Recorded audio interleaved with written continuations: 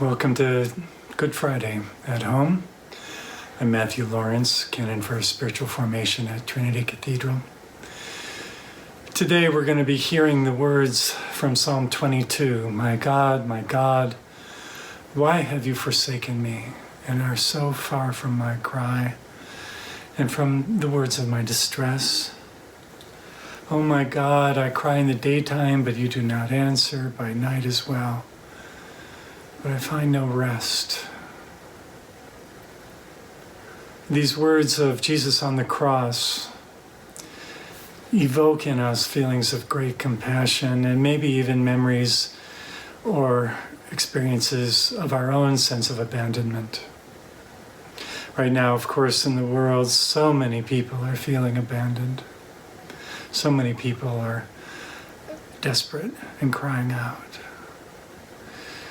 So we open our hearts to them as we consider that Christ himself was also in that place of desperation and desolation.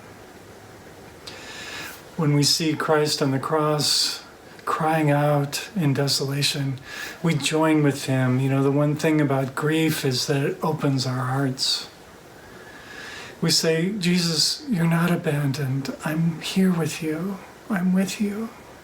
You know, with Mary and Mary Magdalene, with the disciple who loved him, for the women who bore witness. I'm with you, Jesus. You're not abandoned. Jesus, don't despair. And as that opening of our own hearts toward Jesus occurs, it also might occur to us that in our deepest anguish and sense of abandonment, Jesus is saying exactly the same thing to us. This is not something that makes sense in our heads, you know. If I were simply to say to somebody who's deeply grieving, you know, it's okay, Jesus suffered on the cross too, you know. He's with you in some kind of sentimental way. All of that would just seem insulting, ridiculous, distancing ourselves. But what we're really about here in this service and what the wisdom of this service does for us is it opens us up to our own grief and puts aside that distancing that we always do as a knee-jerk reaction when we're in the presence of suffering. We're good at distancing ourselves from suffering. Christians are experts at denial and dismissive sentimentality. As Nathan reminded us 2 Sundays ago, this is what we're good at. But what this tradition is inviting us to is something very different. On the level of prayer, not the level of making sense in your head, but on the level of the imaginal realm that opens up to us in prayer. We are opening ourselves to love. We're letting this story speak to us on the level of incredible love and devotion, connecting our sense of abandonment and death with the experience of Jesus. Forgetting about Easter Sunday for a minute, forgetting about all the easy outs, we simply sit in the presence of desolation and connect with it. If we can take in Jesus' suffering fully, if we can look at his dying without blinking, without running away, without abandoning him, if we can see his suffering for what it is, our hearts expand, our capacity for witnessing the suffering of the world expands. And if we can bring that suffering to Jesus,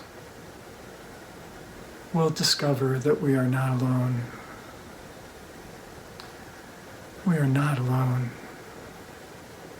You are not alone. Today we'll be meditating on the cross as a ritual of the veneration of the cross, and we'll be pulling down from the wall and putting against the altar this lamentation icon, which was created for us by the Iconography Institute at Trinity. And in this exercise of devotion, we stand or sit or kneel in front of this image and just take it in and let our sorrow well up in us. We see Mary, the mother of Jesus, cradling his head. Behind her, Mary Magdalene, raising her arms in anguish. We see the disciple whom Jesus loved, leaning toward him in embrace. And we see Joseph of Arimathea beginning to wrap his legs in a linen shroud. And we see Nicodemus looking on through the rungs of the ladder that have been climbed to take him down from the cross. And we see the wailing women present, witnesses to it all.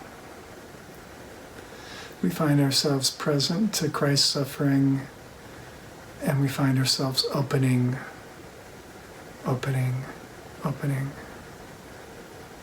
to the suffering of the world. Let's not let this time go by without us noticing and without our hearts being broken open in the desolate, bewildering presence of God.